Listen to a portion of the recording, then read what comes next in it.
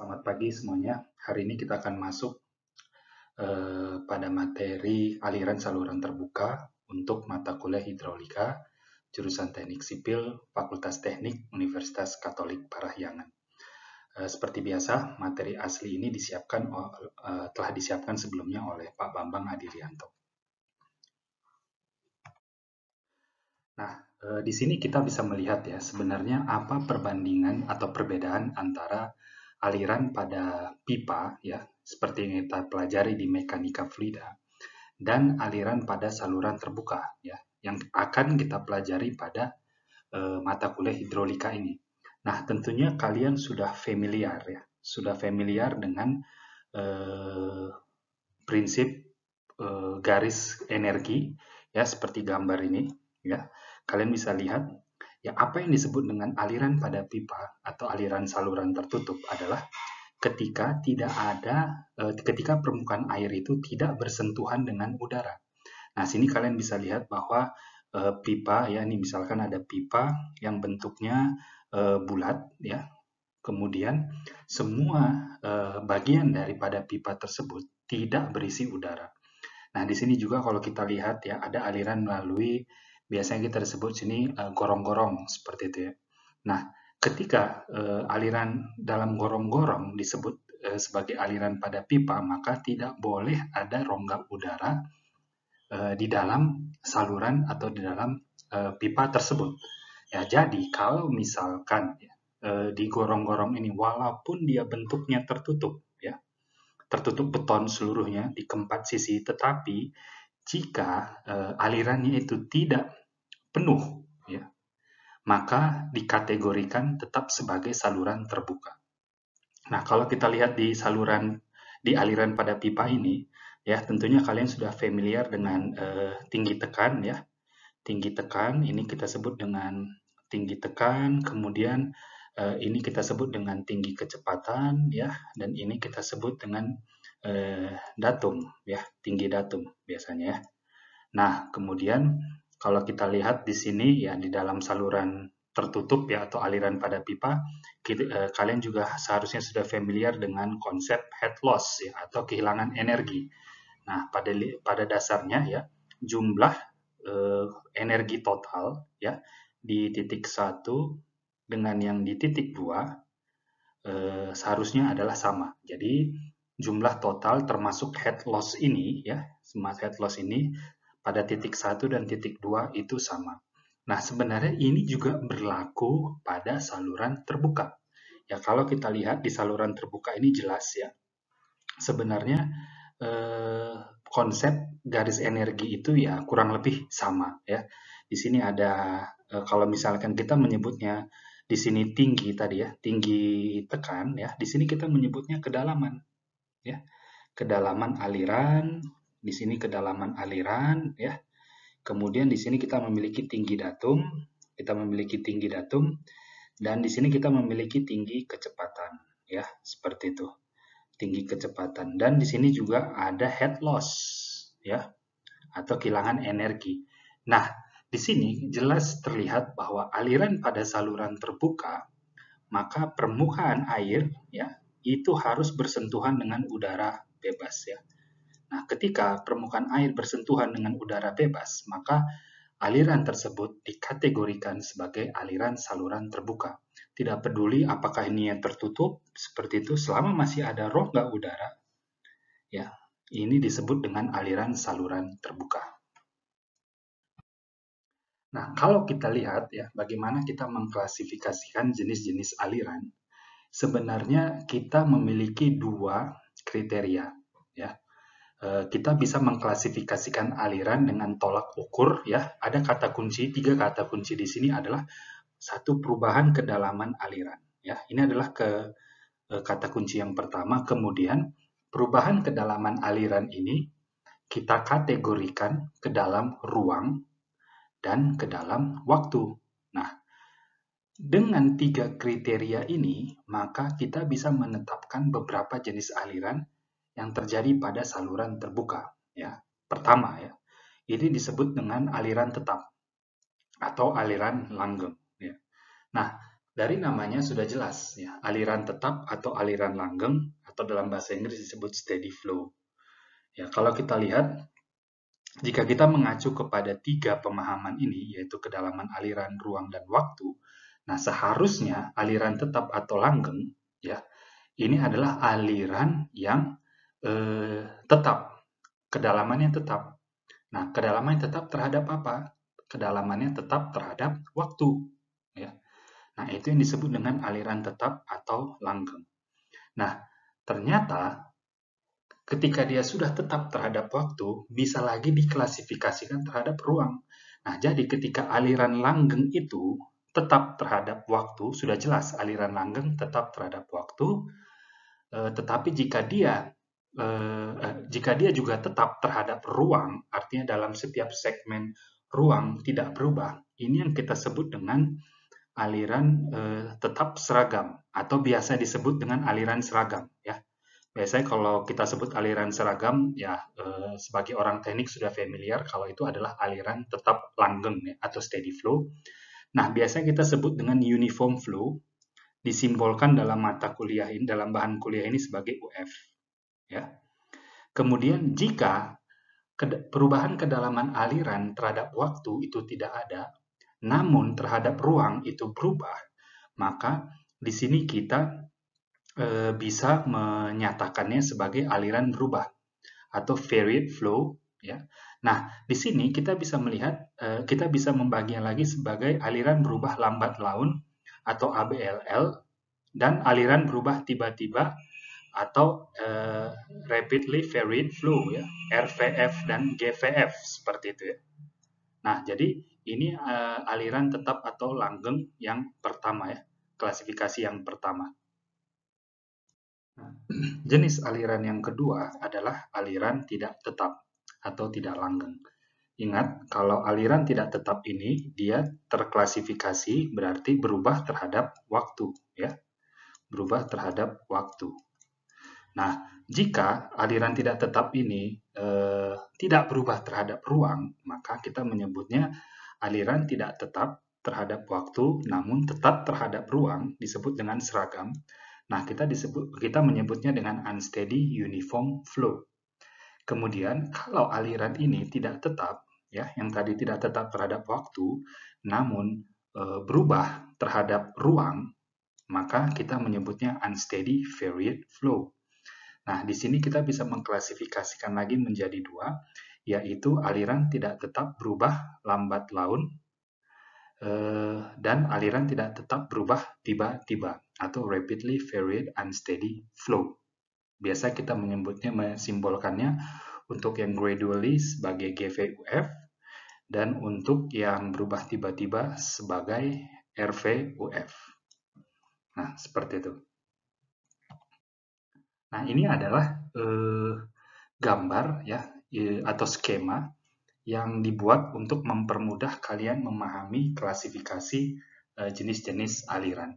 Jadi seperti yang tadi, sebenarnya jenis aliran itu pertama kali diklasifikasikan terhadap waktu, ya, klasifikasikan terhadap waktu, sehingga kita memiliki dua komponen besar yaitu aliran tetap steady flow dan aliran langgeng atau unsteady flow. Aliran tidak tetap atau aliran tidak langgeng yang disebut dengan unsteady flow.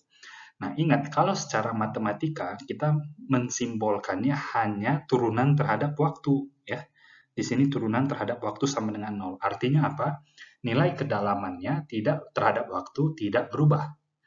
Nah, kalau di sini kita melihat nih, turunan terhadap waktu tidak sama dengan 0, artinya terjadi perubahan kedalaman karena dia perubahannya itu tidak 0. Ya, kalau perubahannya 0 berarti tidak terjadi perubahan.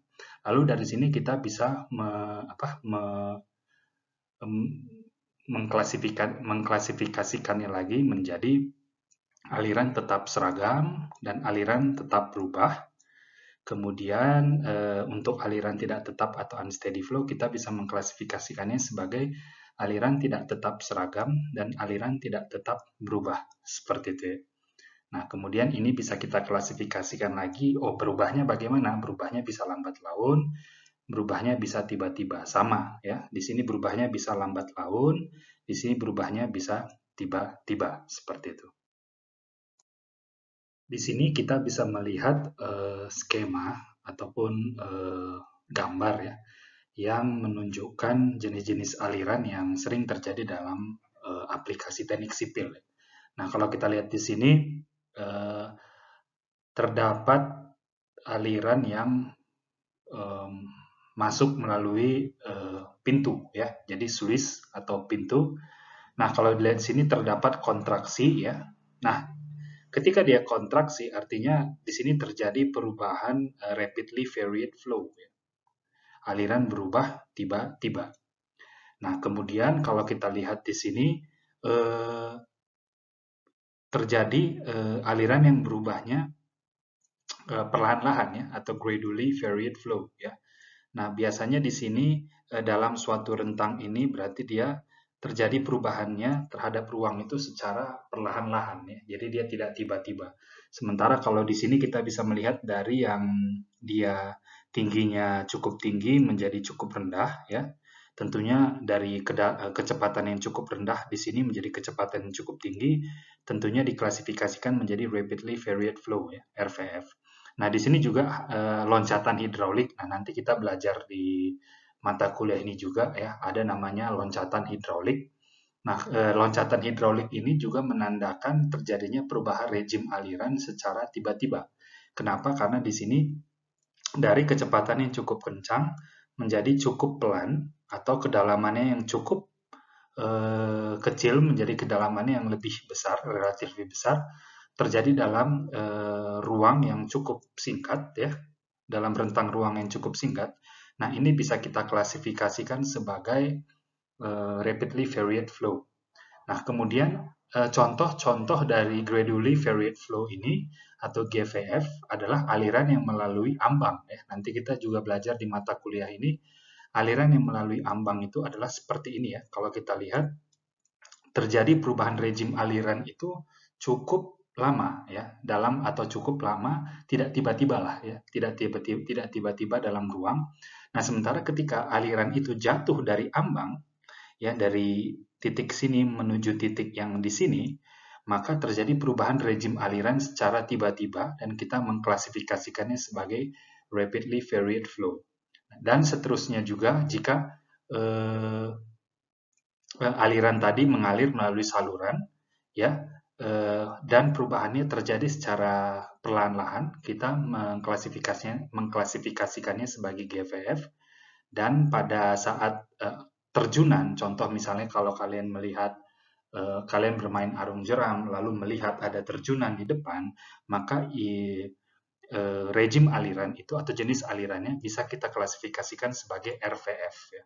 Seperti itu. Nah, kalau kita lihat di sini ya, untuk memudahkan kalian ya memahami jenis-jenis aliran, tentunya cukup sulit juga ya memahaminya dalam waktu yang cukup singkat seperti itu. Nah, ingat saja kalau aliran tetap dan tidak tetap, maka biasanya kita menggunakan waktu sebagai kriteria. Jadi kalau disebut steady flow dan unsteady flow, maka waktu sebagai kriteria. Nah, aliran pada saluran terbuka disebut tetap jika kedalaman aliran H ya, jadi boleh H, boleh kedalaman, boleh debit, boleh kecepatan ya. Karena kalau kedalaman aliran berubah, pasti debit dan kecepatannya juga cenderung berubah seperti itu ya. Jadi kalau kita lihat di sini, aliran pada saluran terbuka disebut tetap jika kedalaman aliran tidak berubah atau bisa kita anggap konstan ya. Jadi kata kuncinya itu tidak berubah. Memang sulit kita mendapatkan aliran yang tidak berubah sama sekali di dunia ini tuh ya sulit, tapi kita bisa menganggapnya konstan pada interval waktu yang kita tinjau. Jadi ada kata kuncinya yaitu kita boleh menganggap aliran tersebut itu konstan namun pada interval waktu yang kita tinjau. Lalu aliran disebut tidak tetap bila kedalaman aliran H ataupun debit ataupun kecepatan itu berubah dari waktu ke waktu dan perubahannya itu terjadi secara cepat ya atau secara signifikan. Jadi kita bisa melihat pada interval waktu yang cukup singkat terjadi perubahan kedalaman aliran atau debit atau kecepatan.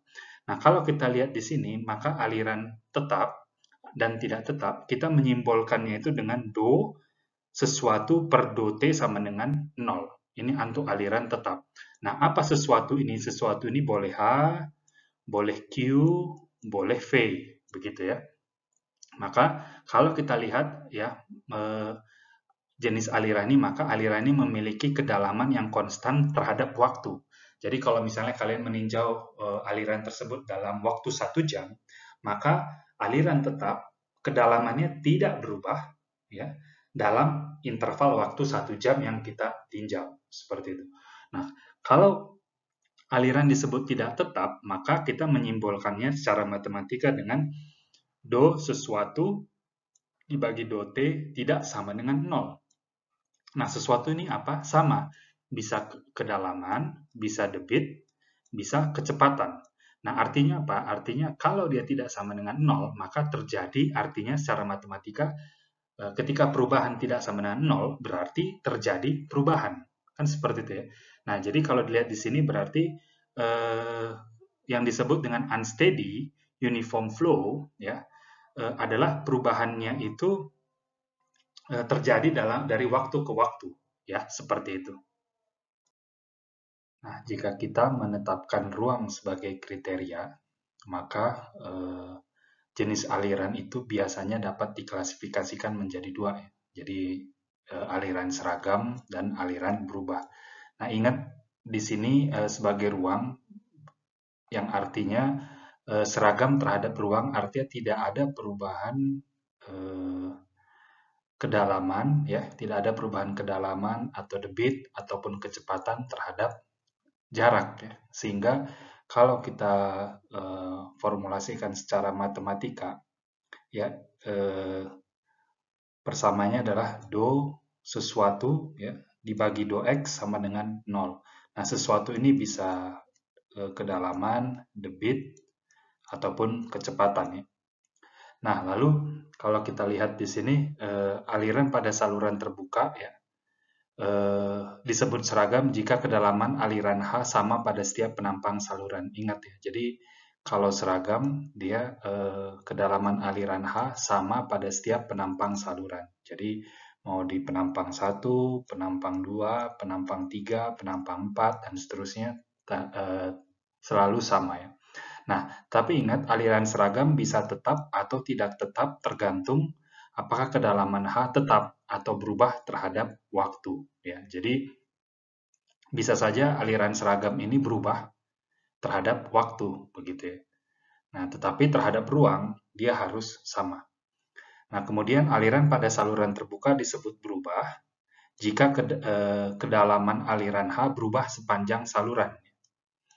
Nah, jadi kalau dilihat di sini contohnya adalah yang di sebelah kanan ini ya.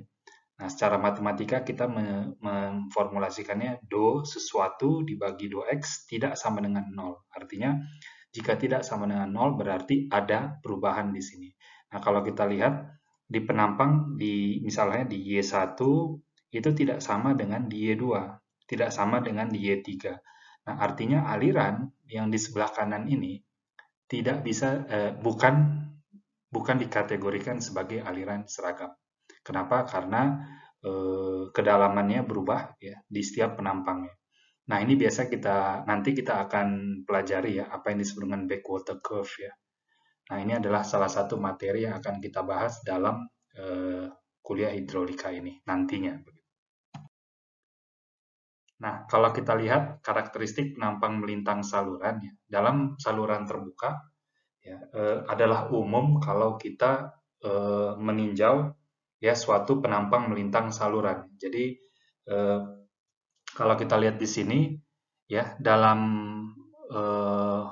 penampang melintang saluran itu terdapat beberapa karakteristik ya. Nah, pertama yang biasa kita sebut itu lebar dasar saluran. Biasa kita simbolkan B kecil ya. Ya, lebar dasar saluran, lalu kedalaman air. Kedalaman air ini adalah tinggi air atau besarnya tinggi air yang diukur dari dasar saluran. Jadi kalau dilihat di sini dalam air itu biasa disimbolkan dengan H atau Y. Nah, kemudian ada namanya talut. Ya. Nah, talut itu adalah kemiringan. Nah, biasanya kalau kalian lihat talut itu adalah Z. Ya. Z itu disebut talut, artinya kemiringan sisi saluran itu 1 dibanding Z. Nah, jadi kalau disebut misalnya Z sama dengan 3, nah itu sudah otomatis kita menyebutnya kemiringannya itu adalah 1/3, begitu ya. Jadi 1 vertikal, 3 horizontal. Ya, jadi 1/Z. Nah, jadi kalau dilihat di sini, lebar permukaan air ya, yang biasanya kita lihat di sungai ya, atau di saluran, misalnya di kanal-kanal ya, misalnya di Jakarta di banjir kanal barat, kanal timur gitu contohnya, itu adalah lebar permukaan airnya. Nah, yang merupakan akumulasi daripada lebar dasar saluran ditambah dengan jarak 2 kali jarak horizontal ya. 2 kali jarak horizontal eh, saluran ini begitu ya. Lalu ada lagi yang kita sebut dengan kemiringan memanjang dasar saluran. Nah, kemiringan memanjang ini kita nyatakan dalam notasi S0 biasanya ya. Kemudian kemiringan dasar saluran ini berarti saluran ini miring ke arah layar ya, ke arah laptop ini gitu ya. Nah, jadi kalau dilihat di sini ini adalah karakteristik penampang melintang saluran yang bentuk trapesium.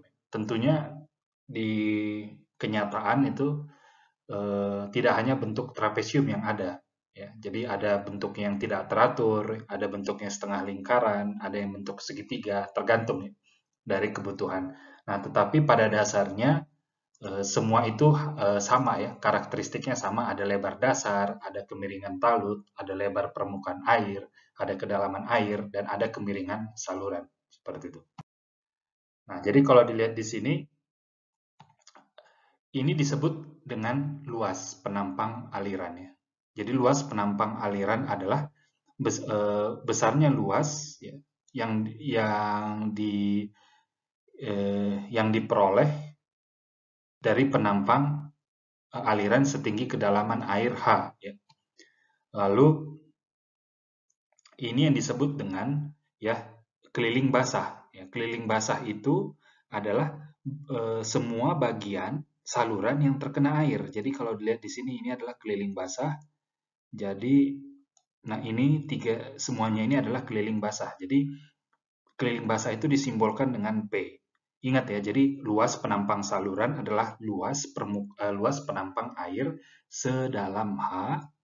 Kemudian keliling basah ya, atau keliling basah itu adalah bagian saluran yang terkena air ya. Nah, ini disebut dengan keliling basah. Disimbolkan dengan P. Kemudian kalau kita lihat di sini berarti sebenarnya ini adalah rumusnya, rumus biasa ya. Jadi luas penampang basah ya luas trapesium saja gitu ya. Jadi setengah kali panjang atas tambah panjang bawah dikali tinggi ya. Nah, jadi luas penampang basah itu dapat dihitung dengan persamaan matematika biasa ya, persamaan bukan trigonometri, maaf, persamaan biasa saja, persamaan trapesium biasa. Lalu keliling basah ya tinggal sebenarnya bagaimana kita mencari total panjang daripada saluran yang terkena air, jadi yang P tadi. Kemudian ada yang kita sebut dengan radius hidrolik. Ini adalah salah satu juga parameter yang penting. Nah, radius hidrolik itu tinggal luas penampang basah dibagikan dengan keliling basah. Ya, jadi tidak usah dihafalin rumusnya seperti ini. Ini tidak usah dihafalin rumusnya. Yang penting dua parameter utama yang harus kalian ketahui adalah luas penampang basah. Ini wajib untuk diketahui dan keliling basah. Nah, ketika luas penampang basah dan keliling basah diketahui, maka radius hidrolik gampang untuk dicari, tinggal A dibagi dengan P. Ya, jadi ini tidak perlu dihafalin rumusnya. Kemudian ada yang disebut dengan kedalaman hidrolik. Nah, kedalaman hidrolik ini berbeda dengan kedalaman air. Ya, untuk penampang-penampang tertentu dia berbeda. Kalau untuk penampang persegi panjang seperti itu, tentunya kedalaman hidrolik sama ya, karena luas dibagi dengan B itu adalah Y-nya gitu. Tapi secara secara umum ya kedalaman hidrolik itu adalah D, kita sebutnya D itu luas penampang basah dibagikan dengan lebar permukaan air. Jadi B itu adalah lebar permukaan air. Nah, jadi kalau penampangnya, sekali lagi, kalau penampangnya persegi panjang, ya seperti ini, di mana lebar dasar saluran sama dengan lebar atas permukaan air, gitu ya, berarti kedalaman hidrolik ada sama nilainya dengan kedalaman air, seperti itu. Nah, ini di slide ini diberikan ya beberapa tabel untuk menyatakan luas penampang basah, kemudian keliling basah, hidrolik radius, ya, radius hidrolik, kemudian top width itu adalah lebar permukaan air, hydraulic depth, dan section factor ya, di sini. Nah, ini sebenarnya sudah diberikan. Jadi bentuk-bentuk umum seperti persegi panjang, trapesium, segitiga, kemudian ini ada lingkaran, ya, kemudian ada bentuk parabola, dan bentuk-bentuk lainnya seperti itu diberikan. Jadi sebenarnya kita tinggal menggunakan tabel ini ya. Tetapi sebenarnya untuk belajar ya, karena kalian masih dalam tahap belajar, ada baiknya kalian menghitung dua parameter utama ini, yaitu luas dan juga keliling basah ya. Karena ini dua ini penting ya. Ketika kalian tahu menghitung luas dan menghitung keliling basah, artinya semua parameter-parameter lainnya ini ya itu bisa dihitung dengan mudah seperti itu ya. Nah, ini adalah salah satu contoh soal ya. Tentunya di sini saya hanya tidak tidak membahasnya detail ya. Kalian bisa mencoba ya di masing-masing ya. Nanti begitu juga untuk soal-soal selanjutnya mungkin hanya saya tampilkan sekilas saja seperti itu. Nah, kalau kalian lihat di sini ini ada beberapa contoh-contoh saluran ya yang ada di lapangan contohnya. Nah, ingat ya kalau seperti tadi yang lingkaran ini walaupun dia tertutup ya di sini masih dikategorikan sebagai saluran terbuka. Kenapa? Karena permukaan air ya di sini itu berhubungan dengan udara luar gitu ya, udara bebas. Nah, jadi kalau lihat di sini ya soalnya hitunglah luas penampang basah, kemudian keliling basah dan jari-jari hidrolik air ya. Tentunya ini ya mengerjakannya sebagai contoh. Yang ini berarti kalian hanya tinggal menghitung berapa luas tengah lingkaran seperti itu ya. Ini luas tengah lingkaran, kemudian berapa keliling setengah lingkaran seperti itu, dan tinggal jari-jari hidrolik itu adalah A per P ya. Tinggal A per P. Kemudian begitu juga untuk yang persegi panjang ya, tentunya lebih mudah persegi panjang. Dan kemudian untuk yang trapesium juga sebenarnya tidak sulit ya. Tinggal bagaimana kita menghitung luas trapesium dan bagaimana kita menghitung keliling basah ini ya, keliling basah yang ini semua ya, yang terkena air ya. Jadi sekali lagi ketika dua parameter ini diketahui maka R itu sangat mudah diketahui ya. Tinggal A per P seperti itu. Nah, jadi kalau kita lihat di sini ya, aliran seragam pada saluran terbuka, kalau kita mendefinisikan aliran itu sebagai sebuah aliran yang seragam, maka kedalaman air, luas penampang, debit, dan distribusi kecepatan sepanjang saluran tidak berubah. Ingat ya, jadi kalau seragam berarti semuanya, kedalaman, ya. Kemudian kalau udah tahu luas penampang, kemudian apalagi jari-jari hidraulik, ya, kemudian debit, itu tidak berubah ya.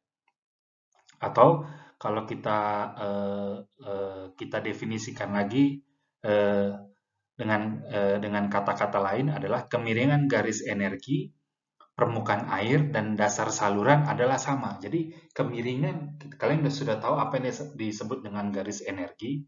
Jadi kemiringan garis energi itu dengan kemiringan permukaan air dan kemiringan dasar saluran adalah sama jika aliran tersebut seragam. Bagaimana kita menggambarkannya? Nah, kalau kita lihat ini ada dasar saluran. Jadi misalnya kalau kalian lihat saluran, kalian lihat dari samping, ya tentunya dasarnya itu ada yang miring gitu ya. Nah, dasar saluran yang miring itu biasa kita simbolkan dengan S0. Kemudian kalau kita lihat ada air begitu ya, misalnya kita melihat dari samping gitu air, Nah, kemiringan muka air ini, ya, kemiringan permukaan air itu kita simbolkan dengan SW. Ya. Nah, kemudian kemiringan garis energi itu kita simbolkan dengan SF. Nah, kalau alirannya seragam, maka S0 sama dengan SW sama dengan SF. Ya. Seperti itu, kalau alirannya seragam. Kalau alirannya tidak seragam, maka S0 tidak sama dengan SW dan tidak sama dengan SF. Jadi, kalau kita mendefinisikan atau kita menganggap alirannya itu seragam, maka kriteria ini itu harus terpenuhi. Ya. Nah, di sini kita bahas ya, kalau alirannya seragam, gaya-gaya apa saja yang bekerja pada aliran tersebut. Ya. Nah, kalau kita meninjau sistem gaya ya, sistem gaya pada aliran seragam, ya tentunya kita sudah familiar ya dengan uh, dengan bagan ini begitu ya. Nah, kalau kita lihat ini ada F1 ya. Ini seperti di mekanika fluida ya. Ini ada F1, ada gaya ya. Ini ada sebenarnya adalah gaya hidrostatik yang bekerja. Kemudian ini ada gaya hidrostatik juga ya. Karena gaya hidrostatik itu tekanan hidrostatik menekan ke segala arah ya. Kemudian kalau kita lihat W ini apa? W ini adalah berat air ya. Berat air yang kalau misalkan saluran itu miring, tentunya air itu memiliki berat tersendiri ya, berat tersendiri yang diproyeksikan ke dalam satu sumbu. Di sini disebut dengan W sin theta ya, W sin theta. Nah, ingat tadi kalau S0 berarti S0 dianggap sama dengan SW, dianggap sama dengan SF ya. Nah, kalau dilihat di sini, maka kalau kita meninjau ya yang bagian yang diarsir ini, maka kita bisa memperoleh ya satu sistem kesatuan gaya seperti ini ya. Jadi kita mempunyai gaya hidrostatis F1 dan F2. Kemudian kita memiliki berat air W dengan komponen searah gerak air tadi W sin theta.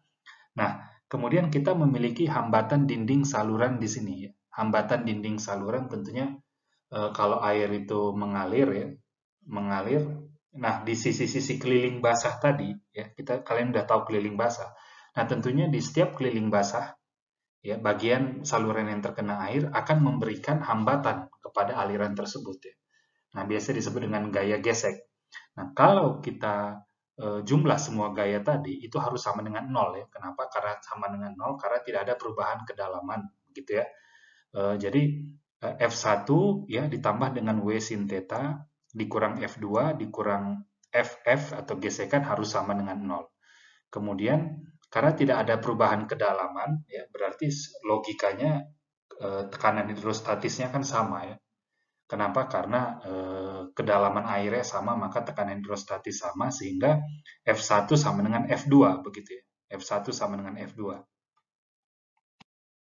Nah, kemudian berat total air. Nah, berat total air itu sebenarnya berat total air adalah rho dikali dengan volume, ya. Nah, rho dikali volume dikali G ya, sebenarnya gitu ya. Jadi rho kali G dikali volume. Nah, volume dari air itu sendiri adalah luas ya, luas penampang basah ya, yang luas penampang basah yang tadi dikali dengan panjang segmen yang kita tinjau.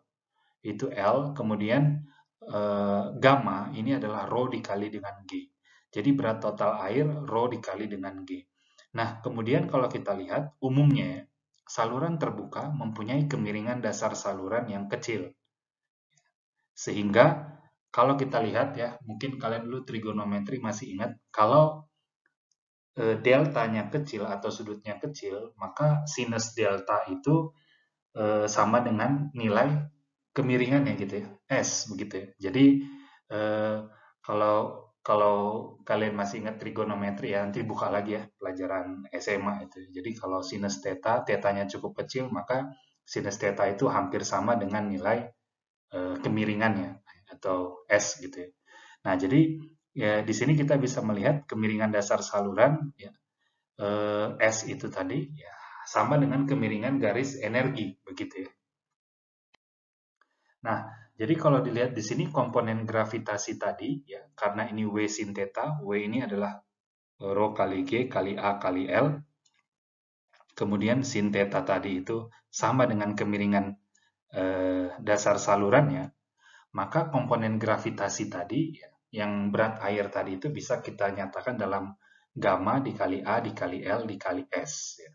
Nah, kemudian sekarang pertanyaannya adalah bagaimana kita menentukan gaya hambatan tadi. Ya, jadi kan tadi komponennya ada F1 tadi ya. Kita memiliki komponen F1, kita memiliki komponen F2, di mana F1 dan F2 ini saling menghilangkan.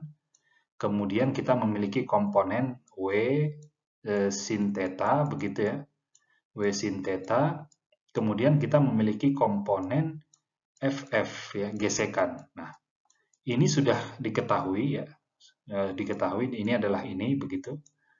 Nah, sekarang bagaimana kita mengetahui nilai FF ya? FF itu adalah gaya hambatan oleh dinding dan dasar saluran. Ya, ini yang diberikan oleh keliling basah tadi. Ya, keliling basah yang sudah kalian pelajari tadi. Ya. Nah, ini sulit sebenarnya. Sulit karena tidak ada rumus teoritis atau rumus rumus matematika ya yang pasti, yang eksak gitu, yang bisa menghitung gaya hambatan persatuan luas dasar tadi ya. Jadi gaya hambatan per penampang saluran tadi begitu ya.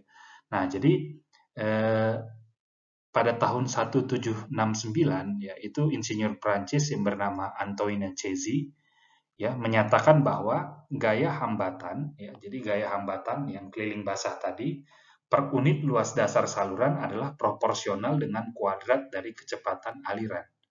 Jadi kuadrat kecepatan aliran disebut dengan, kalau dinyatakan dengan KV kuadrat, berarti K itu adalah konstanta, berarti gaya hambatan ini sebanding dengan FF ya. FF itu ya sebanding dengan K V kuadrat begitu, di mana K ini adalah suatu konstanta. Ya. Kemudian kalau dilihat di sini, nah, gaya hambatan total itu dapat dituliskan menjadi sigma 0, ini adalah tegangan geser begitu ya. Gaya hambatan per satuan luas ini adalah tegangan geser ya, atau disebut wall shear stress ya. Jadi tegangan geser, kemudian P itu apa? P itu adalah keliling basah tadi. Ya, keliling basah kemudian dikalikan dengan panjang segmen yang kita tinjau. Ya, sementara ini hambatan ini tadi, ini kan setara dengan KV kuadrat begitu ya, yang diperoleh dari CZ tadi. Nah, jadi kalau kita substitusi, nah sebenarnya V ini ya, V ini kita bisa cari kecepatan aliran itu bisa kita cari dari hubungan FF tadi begitu ya. Nah, jadi kalau kita lihat V kecepatan aliran itu adalah akar dari rho dikali G ya. Ini kan rumus yang tadi ya. Rumus yang tadi kalau W sin theta yaitu sama dengan FF begitu ya. Sama dengan FF. Jadi W sin theta ini adalah rho GALS ya. Rho G ini gamma ini adalah rho GALS, sementara FF ini adalah ini ya, K V kuadrat P dikali L. Nah, kalau kita selesaikan persamaan ini, maka kita bisa memperoleh besaran nilai kecepatan itu adalah akar dari rho dikali G dibagi K dikali A per P dikali S. Nah, A per P ini apa? A per P itu kita tahu kalau A per P ini adalah R. Ya. R. Ya. R itu adalah jari-jari basah. Kemudian gamma per K, ya K ini adalah konstanta yang diteliti oleh Antoine Chesi tadi, begitu ya. Nah, kalau dilihat di sini, ya sebenarnya kita bisa cari V tadi itu adalah kalau kita sederhanakan menjadi C dikali akar R dikali dengan S, di mana R ini adalah A per P ya, A per P. Kemudian C ini adalah koefisien Chesi, ya, koefisien Chesi yang didapat berdasarkan hasil percobaan daripada Antoine Chesi tadi, begitu ya. Nah, inilah rumus umum yang dapat kita gunakan untuk menentukan kecepatan aliran pada saluran, ya. Jadi V sama dengan C dikali akar R dikali S. S itu adalah kemiringan dasar saluran ya, begitu ya. Nah, jadi kalau dilihat di sini, nah sekarang bagaimana kita menentukan nilai C? C ini biasanya sudah diberikan dalam tabel seperti ini ya. Jadi nanti kalian bisa melihat di sini ini adalah tipikal nilai koefisien CZ ya. Tipikal nilai koefisien CZ contohnya kalau dari CZ ini ada di apa sungai di Miami ya, kemudian sungai di Arkansas, Mississippi ya. Nah, sekarang pertanyaannya bagaimana kita menerapkan eh, nilai koefisien CZ ini untuk kasus-kasus lainnya begitu ya. Nah, jadi kalau kita lihat sebenarnya cukup sulit ya, karena nilai koefisien CZ ini sebenarnya sangat-sangat empiris ya. Jadi empiris belum tentu juga bisa langsung diterapkan untuk kasus-kasus yang sifatnya general atau umum. Nah, selama lebih satu abad ya, jadi lebih dari satu abad banyak usaha dilakukan untuk menentukan nilai C, koefisien CZ. Namun hal ini tidak mudah ya, karena nilai koefisien CZ ini benar-benar sifatnya sangat-sangat empiris. Kemudian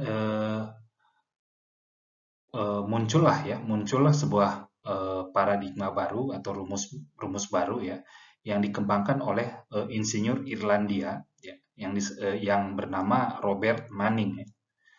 Nah, jadi Robert Manning ini kemudian menggunakan data eksperimen dan data-data lainnya, dan dia menemukan hubungan bahwa koefisien CZ itu adalah setara dengan 1 dibagi N dikali R pangkat 1 per 6, di mana N ini adalah koefisien Manning. Jadi sebenarnya nilai koefisien CZ itu ya dibuat oleh Robert Manning ini ke dalam rumus Manning, begitu ya, rumus Manning atau koefisien Manning. Nah, jadi kalau kita substitusi tadi kan rumusnya V sama dengan C dikali akar RS, begitu ya. Ini rumus CZ, kemudian Manning bilang bahwa C sama dengan 1 per N, R pangkat 1/6, begitu ya. R pangkat 1/6. Jadi, kalau kita substitusi persamaan yang ini ke persamaan ini, begitu tadi, maka kita akan diperoleh sebuah rumus ya, V sama dengan 1/N, R pangkat 2/3, S pangkat setengah. Nah, rumus ini yang biasanya dipakai oleh praktisi-praktisi di lapangan untuk menentukan kedalaman aliran ya dari suatu saluran ataupun sungai seperti itu ya. Jadi V cukup simpel ya, sama dengan 1/N, R pangkat 2/3, R ini adalah A per P, kemudian S dibagi pangkat setengah begitu. Sehingga kalau kita ingin mengetahui debit aliran yang mengalir pada suatu saluran, maka kita bisa menentukan Q sama dengan A dikali V. Tinggal dikalikan saja A dikali V, A dikali 1/N, R pangkat 2/3, S pangkat setengah. Nah, jadi kalau dilihat di sini, ya kita tahu kalau A dan R ya ini merupakan fungsi dari kedalaman air yang kita sebut dengan kedalaman aliran seragam, atau ya yang lebih umum disebut dengan kedalaman normal. Kedalaman normal itu sebenarnya adalah kedalaman air ya jika aliran tersebut dianggap seragam. Nah, jadi ini yang kita sebut dengan kedalaman normal ya, diberi lambang YN ya. Nah, jadi sama halnya seperti dengan koefisien CZ, sebenarnya koefisien Manning ini tergantung dari kondisi aliran dan saluran sebenarnya. Jadi kalau kita lihat di sini ya banyak rumus-rumus Manning koefisien Manning itu sebenarnya bervariasi ya. Bervariasi terhadap ketinggian ya, kedalaman muka air ya. Kedalaman muka air. Jadi kalau kita lihat ini adalah nilai koefisien Manning N, ternyata koefisien Manning ini bervariasi ya. Bervariasi terhadap nilai kedalaman air ya. Namun kalau seperti itu sulit ya. Sulit sebenarnya kita menentukan nilai Manning. Untuk kebutuhan praktis kita perlu suatu nilai-nilai yang kita bisa gunakan sebagai pedoman, karena kalau kita menentukan nilai Manning itu hanya dari kedalaman, ya, jadi berapa kedalamannya, kemudian baru kita tahu berapa nilai Manningnya. Nah, itu akan sulit untuk kita menghitung kedalaman aliran pada saat perencanaan saluran seperti itu. Nah, jadi sebenarnya nilai N itu dipengaruhi oleh beberapa hal ya. Contoh pertama, kekasaran permukaan tebing dan dasar saluran. Kemudian apakah tumbuh-tumbuhan ya tumbuh di saluran tersebut ya. Jadi kalau misalkan contohnya itu di sungai atau di saluran alam begitu ya, ya kita nggak bisa memastikan gitu ya. Jika ada tumbuh-tumbuhan, tentunya kekasaran saluran tadi pun akan berubah ya. Nah, kemudian nilai Manning itu dipengaruhi oleh ketidakteraturan saluran ya. Kemudian dipengaruhi juga oleh alinemen saluran, endapan erosi, kemudian penyempitan, bentuk dan ukuran saluran, kemudian elevasi muka air dan debit. Ya, jadi sebenarnya banyak yang mempengaruhi nilai-nilai koefisien Manning. Nah, jadi sebenarnya kalau dilihat seperti itu ya ada beberapa juga persamaan ya atau prosedur yang dapat digunakan untuk menentukan besarnya koefisien Manning yang dapat merepresentasikan kondisi yang ada di lapangan seperti itu ya. Jadi salah satu contohnya adalah dari Cowan itu mengembangkan prosedur untuk memperkirakan nilai Manning ya tinggal ditambahkan begitu. Jadi ada pengaruh daripada nilai dasar N, misalnya nilai dasar N ini untuk saluran lurus, teratur, dan permukaan halus. Misalnya permukaan halus itu beton yang sangat-sangat licin. Gitu ya. Kemudian nilai tersebut harus ditambahkan dengan beberapa pengaruh, misalnya pengaruh ketidakteraturan, pengaruh variasi bentuk, pengaruh penyempitan, pengaruh tumbuhan, kondisi aliran, gitu. Kemudian koreksi karena saluran bermeander, ya seperti itu. Namun sebenarnya kalau kita lihat, ya kita bisa melihat ya, ini adalah salah satu tabel yang diberikan untuk menentukan nilai-nilai tadi ya, N0, misalnya kemudian N1, N2, N3, N4, dan M ya. Jadi M untuk berapa tingkat belokan daripada saluran tersebut ya. Nah, jadi ini sebenarnya bisa kita gunakan ya.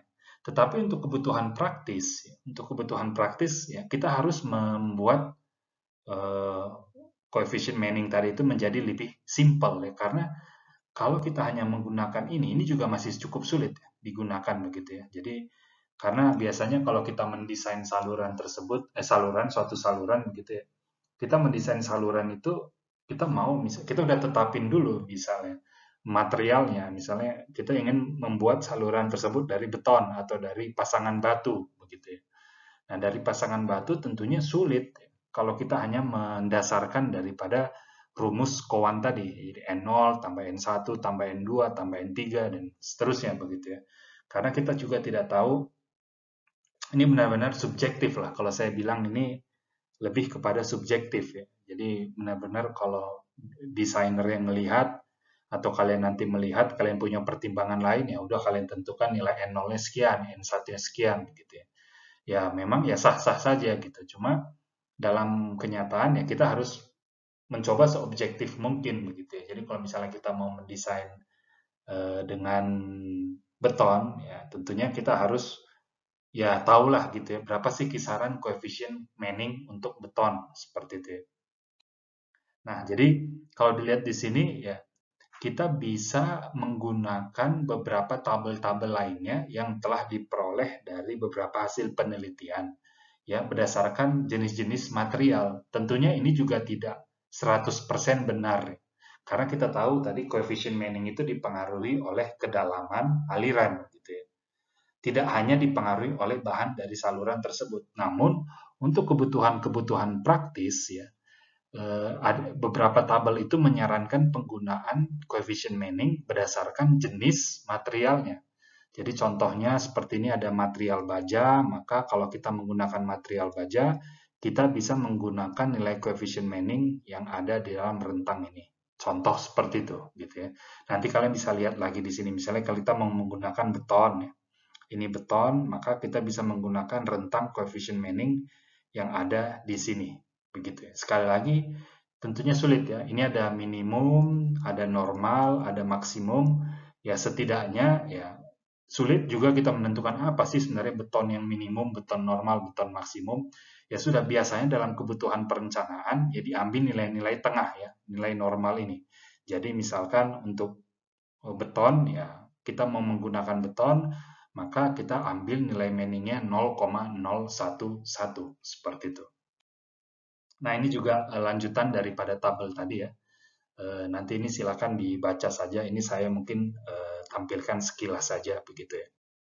Nah ini juga ya. Ini juga tabel-tabel daripada coefficient Manning ya. Nah ini juga coefficient Manning. Jadi banyak para ahli begitu ya, para ahli yang meneliti lebih lanjut ya. Sebenarnya berapa sih nilai coefficient Manning untuk berbagai jenis material seperti itu. Nah ini adalah contoh-contoh misalkan ini mungkin kurang jelas ya kelihatan di kalian begitu. Nah cuma di sini bisa dilihat ya kalau kita lihat sekilas ya jika tipe salurannya seperti nomor 13 itu adalah misalnya saluran dengan tanah ya, saluran dari tanah kita bisa menggunakan nilai Manningnya itu 0,029 begitu ya berdasarkan hasil penelitian. Tentunya ini tidak eksak benar-benar 0,029, bisa jadi lebih besar, bisa jadi lebih kecil sedikit. Tetapi range-nya itu tidak akan jauh daripada 0,029. Jadi untuk kebutuhan praktis di lapangan ya kita bisa menggunakan 0,029 untuk nilai yang dapat merepresentasikan saluran dengan tanah asli seperti itu ya. Seperti gambar nomor 13 ini begitu. Nah, ini juga ada tipikal nilai Manning ya yang bisa kita gunakan untuk perencanaan untuk kemudahan ya. Untuk kemudahan perencanaan contoh ya. Kita punya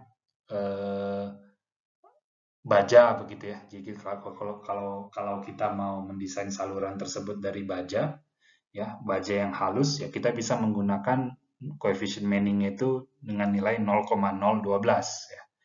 Atau misalnya kita mau menggunakan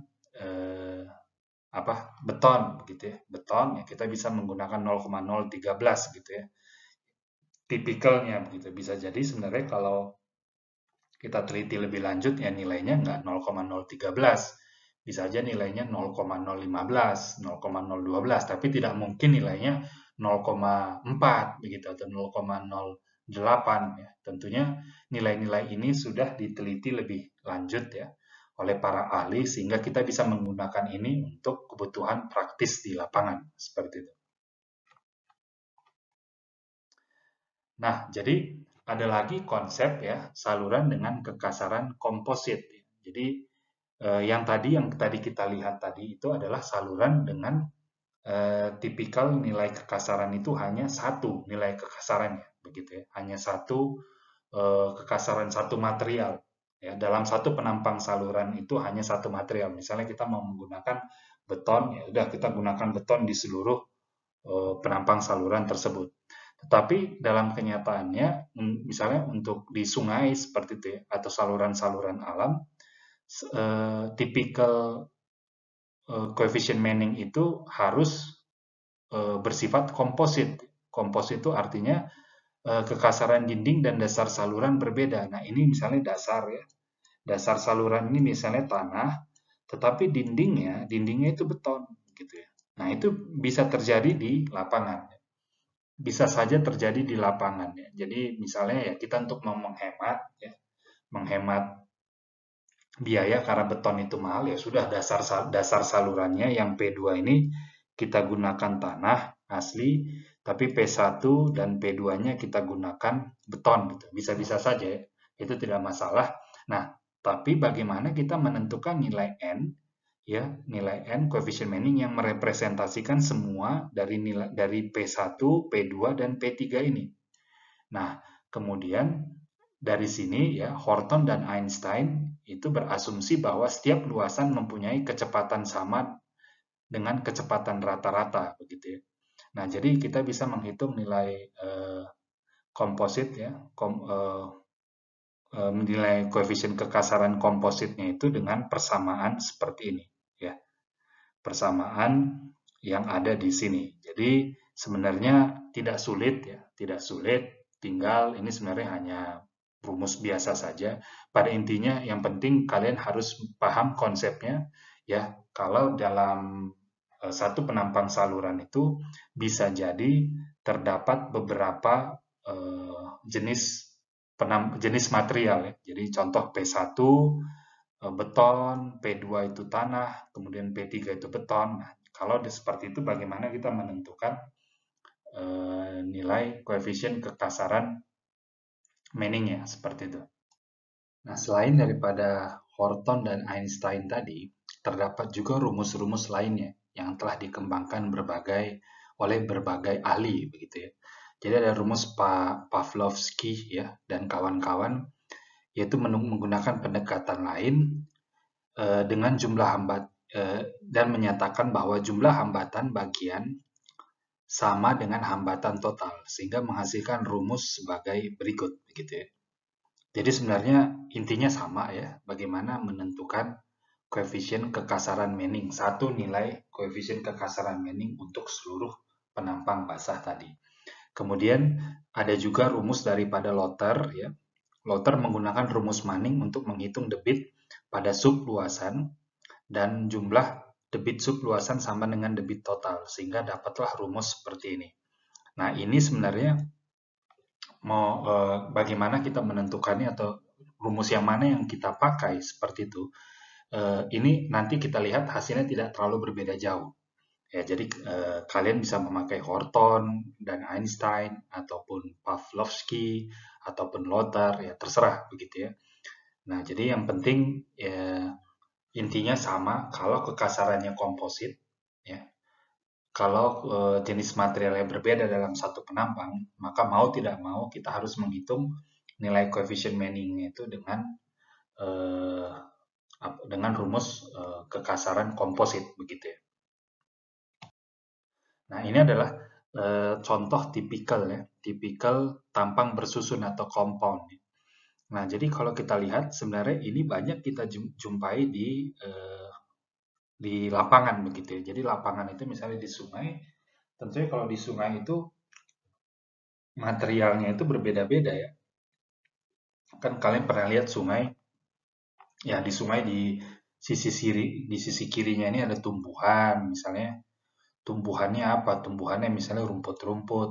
Nah, mungkin di P2 ini ya di sini semua lumpur begitu ya atau batu-batu ya. Lumpur begitu. Kemudian di P3 ini kalian mungkin pernah melihat di sini ada batu-batu begitu ya. Nah, kalau bantaran kiri, palung sungai dan bantaran kanan ini berbeda ya, tentunya nilai Manning-nya pun tidak bisa hanya satu nilai begitu ya. Tadi kan kita tahu kalau kita pakai nilai koefisien Manning 0,029 tadi, ya artinya 0,029 itu adalah nilai koefisien kekasaran Manning untuk saluran dengan tanah begitu ya, tanah asli.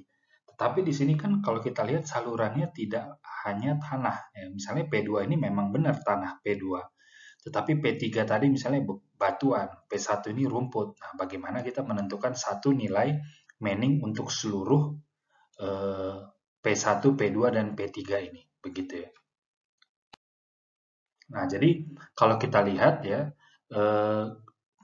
jika kemiringan dasar saluran, bantaran, dan palung sungai sama, berarti sebenarnya rumusnya cukup gampang ya. Rumus debit itu tinggal Q sama dengan A1 dibagi N1 kali R1 pangkat 2/3 ditambah A2, N2, R2 pangkat 2/3 dan seterusnya begitu dikali dengan S0 pangkat setengah ya. Jadi ini kan sebenarnya Q tadi itu adalah A dikali V ya, A dikali V.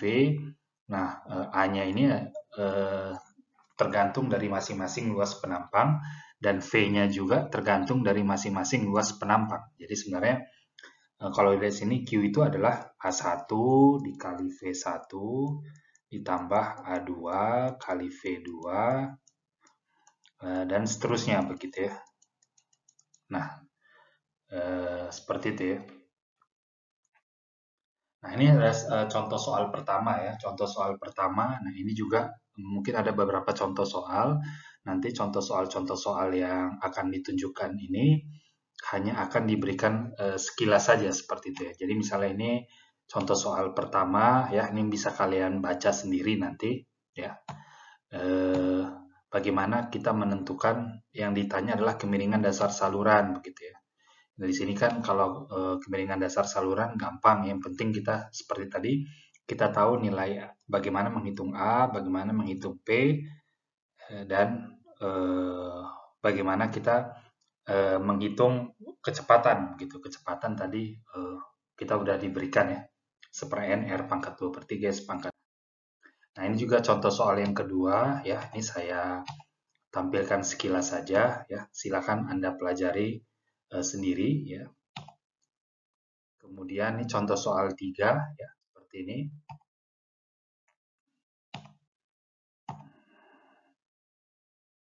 Kemudian ini contoh soal 4 ya.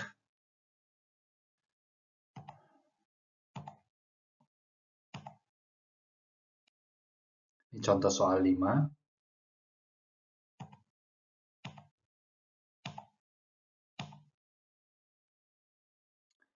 Kemudian ini masih contoh soal 5 ya.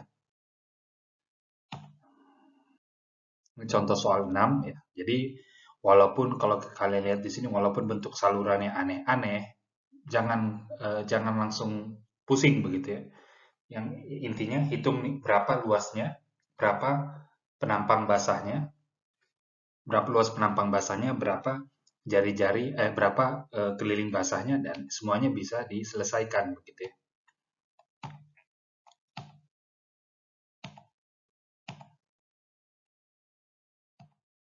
Ini contoh soal 7 ya.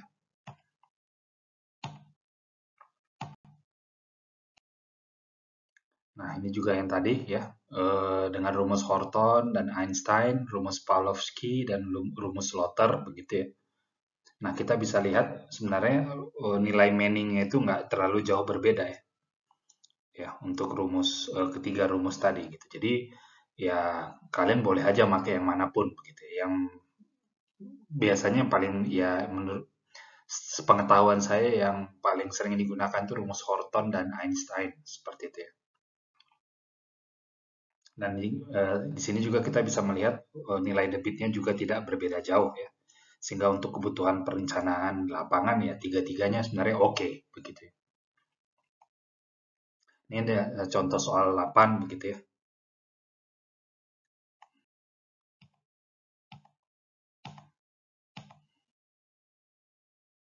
Nah, tadi sudah kita bahas ya contoh-contoh soal, silakan nanti Anda pelajari contoh-contoh soalnya.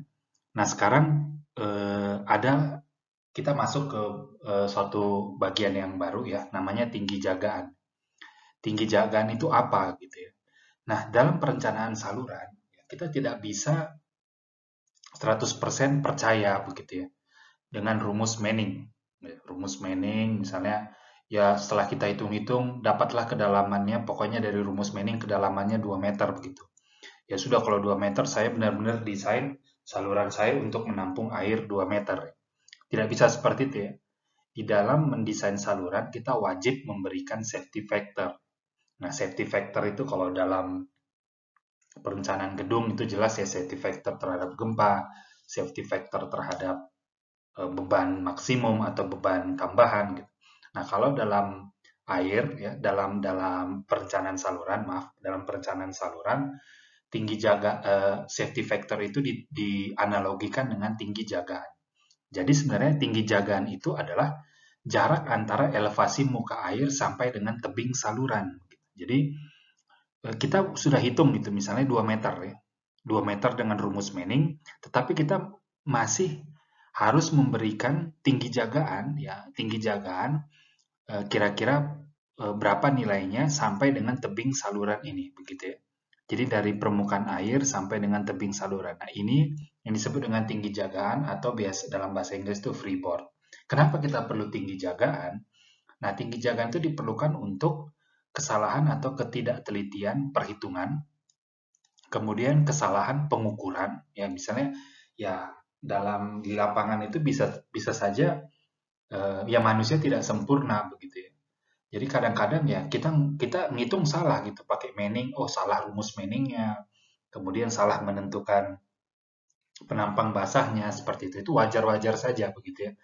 Tetapi jangan sampai hasilnya itu secara prinsip salah total begitu. Kemudian ada kesalahan pengukuran. Nah, ini juga salah satu kasus yang harus kita antisipasi begitu ya. Ya, namanya juga manusia, kita manusia biasa dengan segala kekurangan. Ya, kadang-kadang kalau kita mengukur ya nggak pas gitu, 1 meter ya kita mengukurnya mungkin 0,8 meter dan itu di 0,8 meter itu dikalikan berapa kilometer begitu ya. Ujung-ujungnya ya hasil-hasil hitungan kita yang secara teoritis itu tidak 100% benar. Nah, untuk mengantisipasi itu ya kita perlu tinggi jagaan. Kemudian penurunan atau settlement tanah gitu ya. Nah, sering sekali gitu ya dalam perencanaan itu ya kita tidak tahu gitu, apalagi kalau kita mau mendesain saluran itu di alam ya. Nah, ini sedikit berbeda ya kalau kita berbicara perencanaan saluran dan perencanaan gedung seperti itu ya. Nah, kalau gedung itu kan biasanya kita mendesain sesuatu ya yang kita tahu peruntukannya, kemudian kita tahu juga eh, materialnya ya. Sementara kalau kalau kita mendesain saluran ini kita bermain dengan alam gitu ya. Kita nggak tahu suatu saat tanah itu bisa turun begitu ya. Di saluran yang kita udah mendesain ya, itu udah mendesain kemiringannya itu 0,001, total di beberapa segmen dia turun gitu. Nah, kita tidak tahu ya kenapa itu bisa turun, bisa jadi faktor alam ya. Nah, untuk mengantisipasi itu kita perlu tinggi jagaan. Nah, selain itu contoh gelombang ya.